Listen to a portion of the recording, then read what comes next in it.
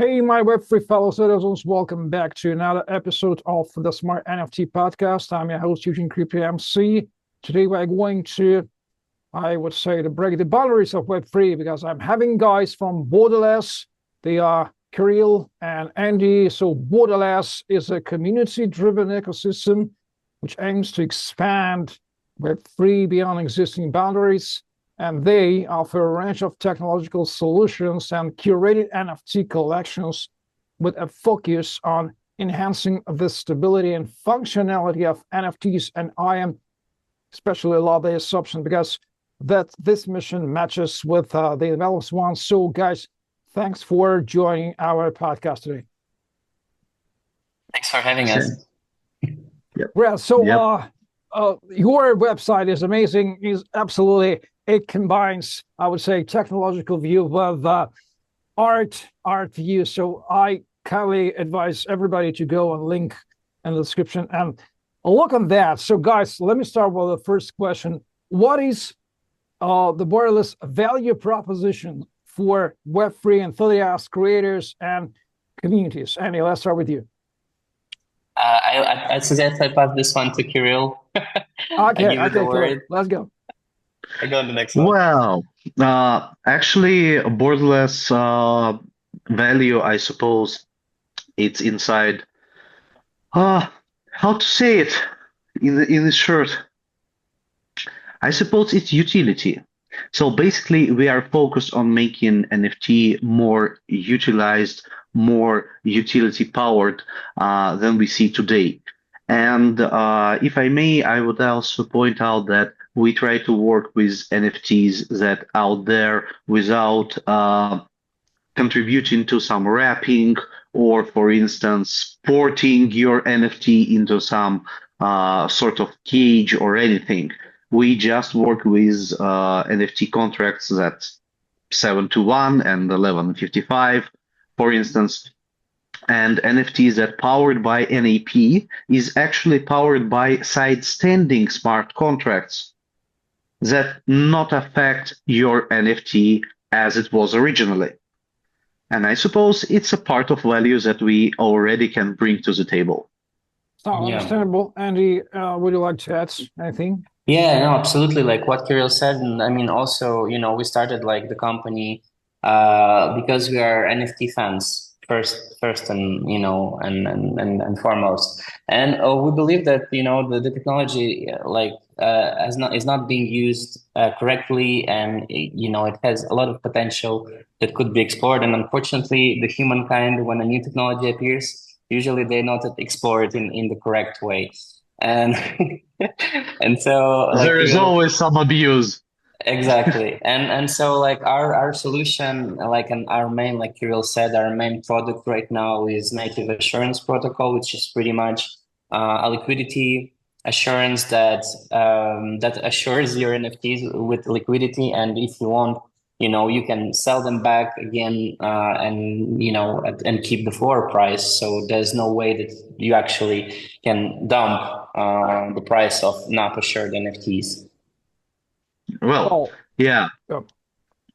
I would like to add on this a bit because it's maybe not just about liquidity. We try to introduce a tool to create new kind of tokenomics behind NFT collections, because classical NFT market is just straight royalties and nothing else. And to create assurance and to stabilize such assurance, we come with a mechanism that suggests to utilize any revenue streams that collection or project can provide and separate them between community, team, assurance, or any other actors as creator wanted. Sounds great. Always unites your mission with Envelop's mission. We both care about NFT utility. We both fans of NFT, and we both fans of technology. And it is easy to say that Borderless is divided into, I would say, the technological part, which is gathered by under the studio, and the art part. No, sir. The first is laboratory, and the second is studio. Yes. So, Yes. why is such a division exists, and who stands behind the borderless team? Then my question comes. We're actually one of us. We're from different, like I'm from the studio, and Kirill is from the lab, and this is actually it's kind of the way that borderless is built because we mixed artists and geeks in the same company in a way, and so pretty much the lab is responsible for the geeky parts of borderless for the tech solutions, and the lab is responsible, to make it look tasty. what the lab does in 2 words is like that. Great, Kirill, your addition, your words. Well, it's actually quite simple because it's a separate side of things. And you don't mix people from one part with people from another part. It's just like all people have their own specialities, and you must respect that. And you must use that correctly. So we try to use that correctly inside our company as well. Well, like your documentation says, in the heart of borderless, there are 3 components. I've counted. The first is native assurance protocol, NAP. The second is avatar standalone identity, ACI DApp, and the third is self-organizing community DApp, or SOC DApp. Could you please give a brief overview of these 3 main technological parts, which are in the heart of borderless? Yeah, so basically NAP, as you already know, is kind of liquidity and tokenomic tools for NFT collections, and may I also say for fungible token projects, because if you have both form, like you have inside borderless or NAP, you can use both good stuff for both world. Like, for instance, if you want, as a project who have fungible tokens, to create, for instance, some more transparent governance, you can use NAP to lock some tokens inside NFTs and create that governance procedure with named NFTs. And this is just one option that you can introduce with it. But let's don't talk much about NAP here.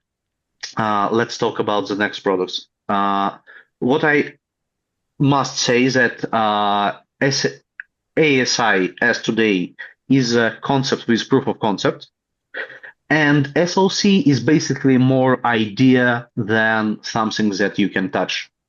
And ASI here to create some sort of new entity, if I may.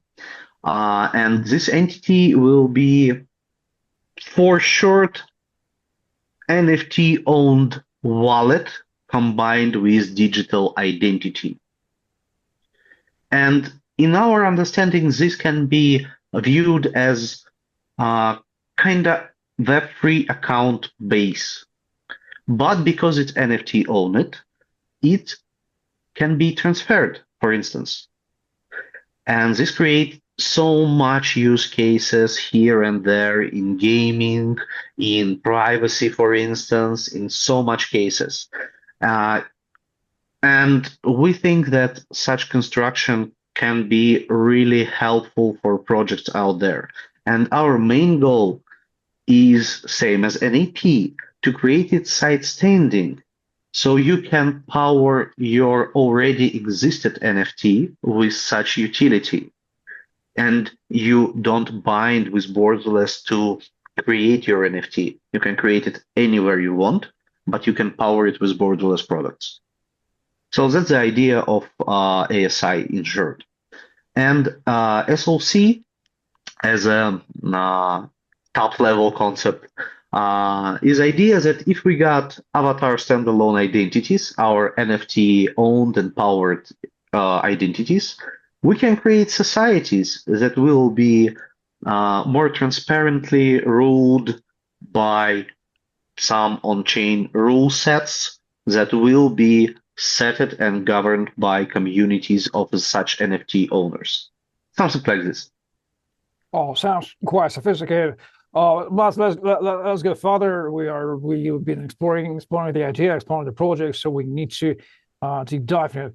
I know that Polygon played a role in the Bullets of Destiny. Was this true? And what exactly role did Polygon play in your destiny? How it supports you? Well, I will start because I suppose it was more tech-driven decision to start this project on Polygon blockchain. This actually related to passion that Polygon team have for digital ID decisions, because at that time, inside Polygon Labs, they have separate division of Polygon ID. And as far as I know, it was an only project that was incubated on chain level itself. So if you will take a look at other DID decisions that is already here on some networks, you will see that they are not so much integrated inside the core of blockchain that they will operate on. And that was basically the ground for us, because we have the cool EVM. It's quite cheap for user, and it's quite powerful by technology. And also we have a good chat with guys. We have meet them on some conference. I don't remember as today on what it was. And we have some support basically from Polygon ID team. We have gone with them to complete proof of our ASI. And then when we run our first powered NFT collection, Polygon was a very cool team to support our project. And that's where I suppose I will skip my word to Andy, and he will continue this. Yeah. No, absolutely. It's like Kirill said, first and foremost, it was a kind of a cool human connection. Then, the tech solutions that they provided to us, some really cool meetings at NFT in Paris and NFT NYC as well. Yeah, pretty much Polygon for us, it was the start of native, assurance protocol, because the first blockchain where we rolled out the protocol was Polygon, and right now we are moving into others. So it's already rolled out on Base. Kirill, correct me if I'm wrong. Yep. And the next one gonna be a ton ecosystem. So, Yep. yeah. Great. Talking about NFT collection, perhaps this is the most easiest use case to understand what is NFT for ordinary people. So you offer your own NFT collection. You may help to another creators of NFT collection. So let's start with this concept of NFT collection. What a creator of NFT collection may do with Borderless, and what specific NFT collection do you offer to community? What is its role? So you understand the question of two parts.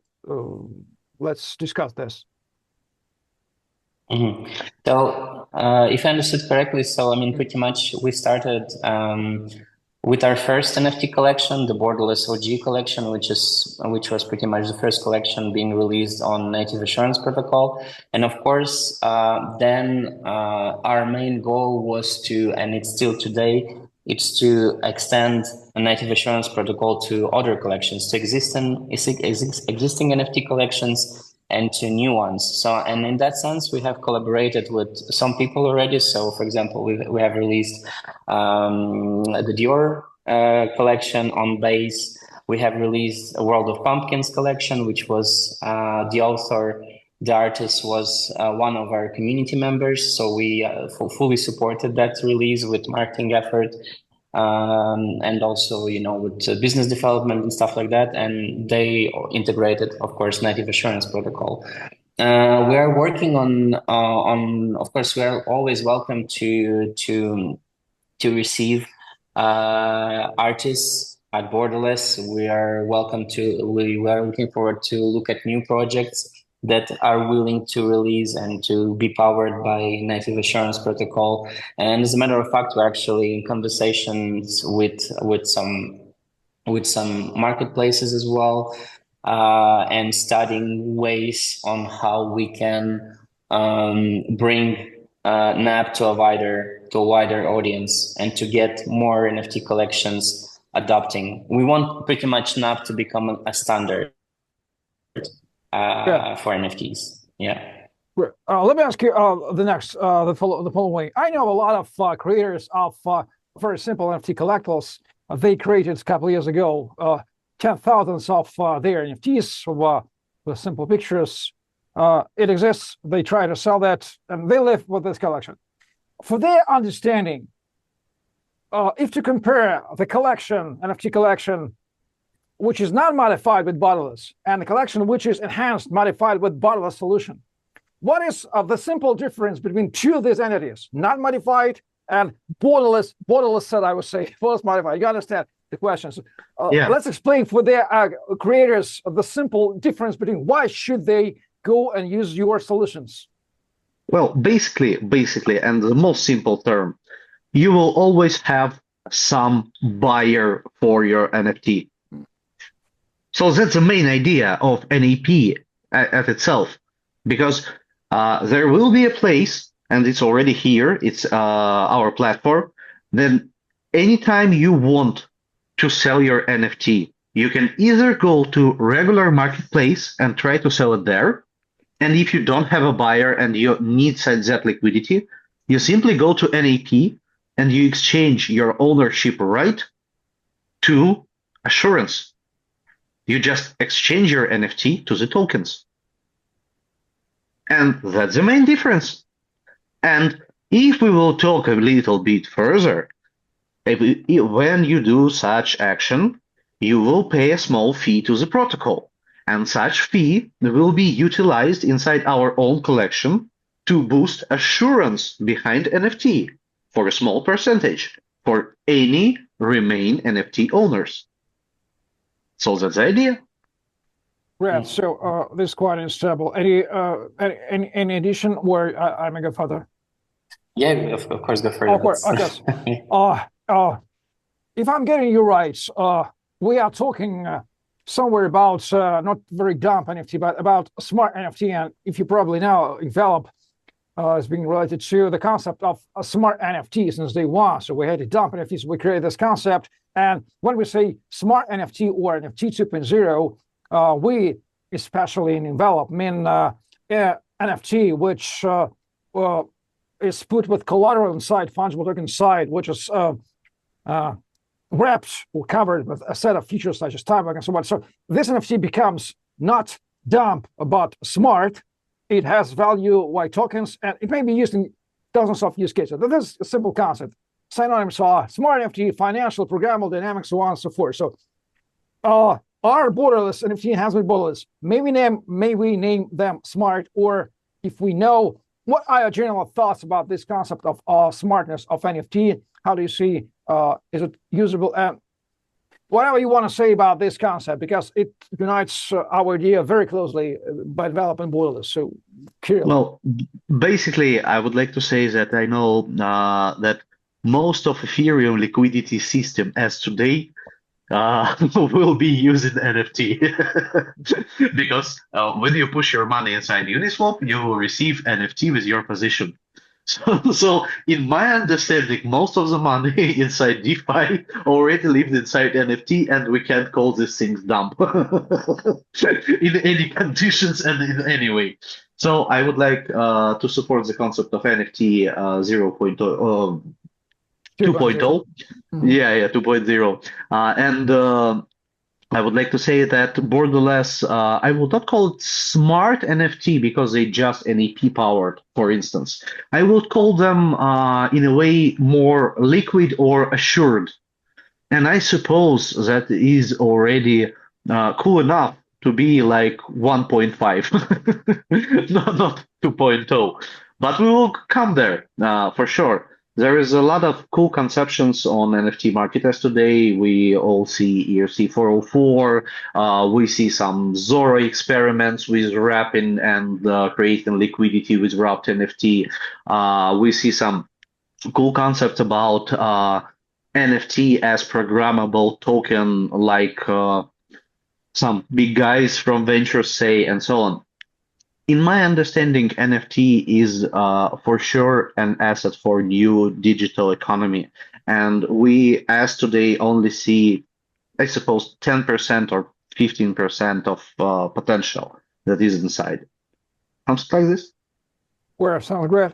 So let's explore more your destiny on this moments of time scale. Where is Boris on its roadmap for now? What resources do you need? So this is time for call to action. You may say, announce what resources do you need? People, money, technology, and so on and so forth. Maybe somebody is listening will get a response, and who knows, maybe it will help us. So let's talk about that.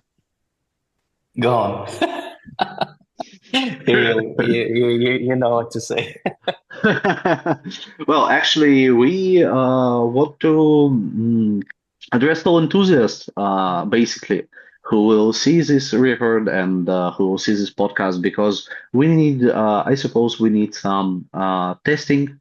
We need some communities that are interested in model. We think that we need some crazy creators who will go and test out our protocol, because as today we have an opportunity already on our site. When you come to as a creator on NAP platform, you already can create an AP powered project. So you simply go to our site, you use a form that is not so complex, like creation of NFT collection itself, and you can have your own NAP powered project. You will bind your single token to NFT, or you can use a liquidity scheme, so you can create LP token and use it as assurance behind NFT. So if you're interested in something like this, please contact us. We would love to have a chat, or maybe a simple pet project with you.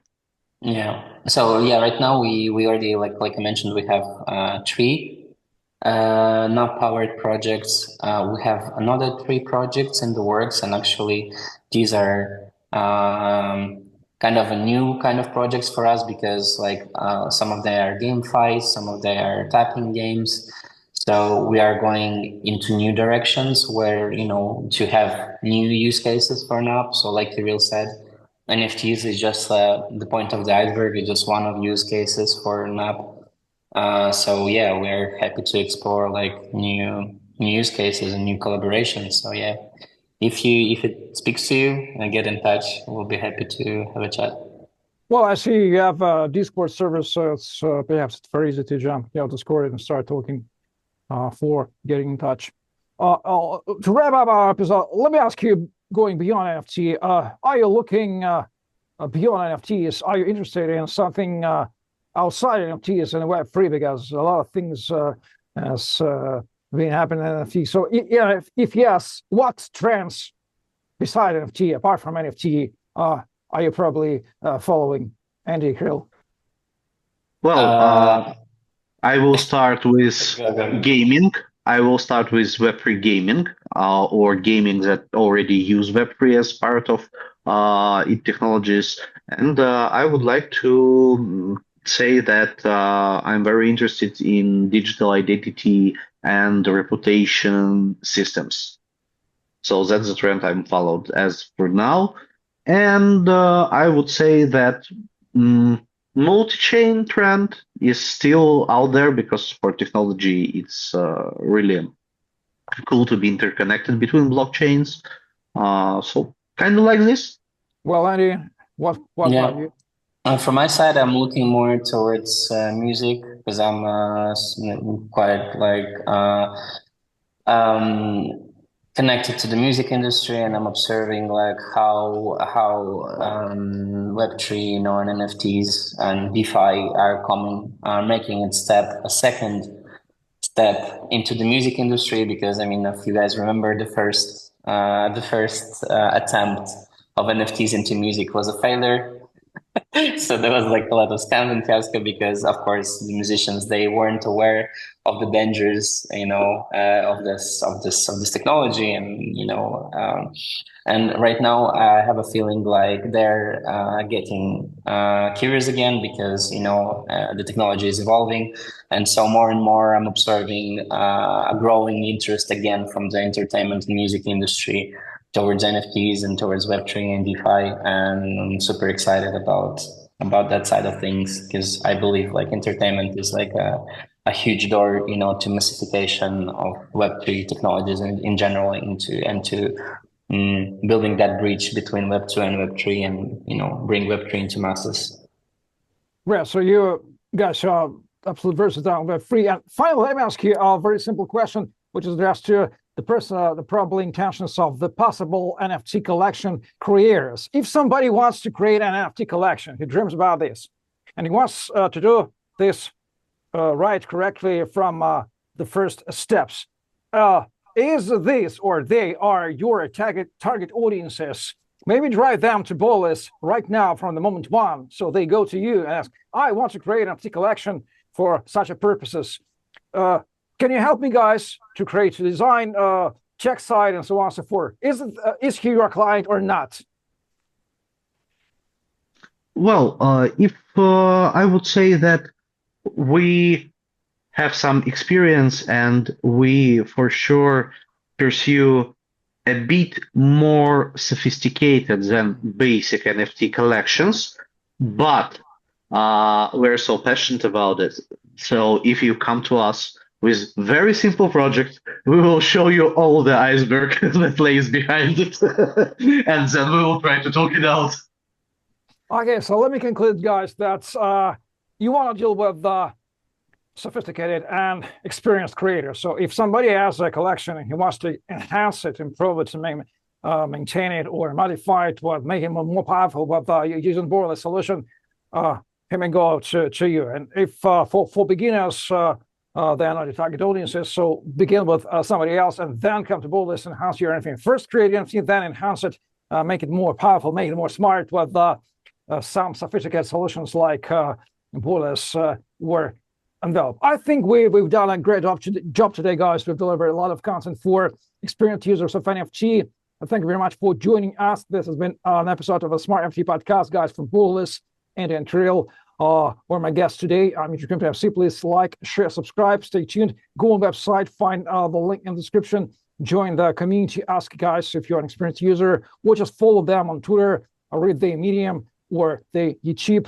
And stay tuned with us. We are both about smart NFT. We are both about the powerfulness of NFTs and utility of NFTs. This is what unites Borderless and us in Envelop. Thank you very much. Stay tuned and bye-bye. Thanks, Eugene. Thank you. Bye-bye. Blockchain. BLOCK chain. Digital money, smart contracts, NFT, IDO, decentralization, transparency. So many opportunities, but so many challenges. Some financial manipulators, by their actions, confuse blockchain solutions and block their development.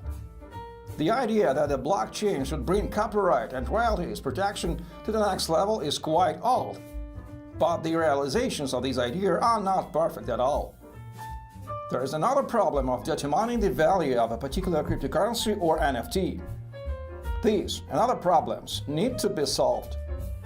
Fortunately, the blockchain infrastructure is evolving.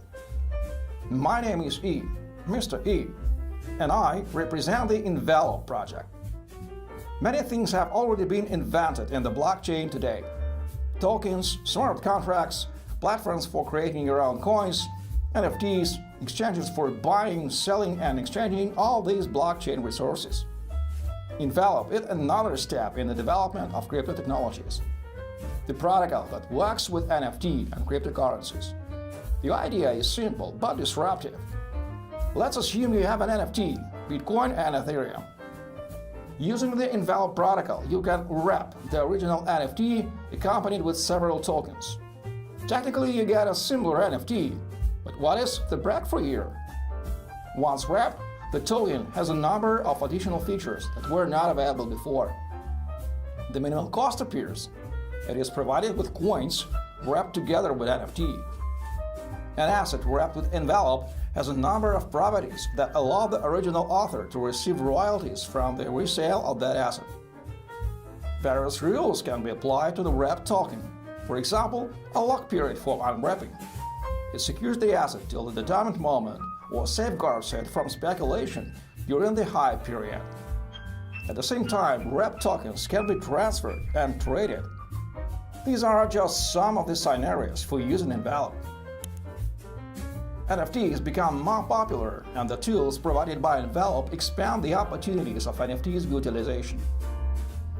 Wide application possibilities are achieved due to the fact that, in addition to the protocol, the project includes a number of subsystems. The protocol provides functions wrapping and unwrapping. Oracle Mechanics provides asset valuation using analytical algorithms. Index provides a summary assessment of several NFT assets with the common criteria. The project has its own token, which connects all elements of the system. Altogether, this is Envelop, a tool in the blockchain world for building modern and secure systems in various fields. Find more info about the project on the website. Envelop. Make your NFT valuable. Just practical, no hype.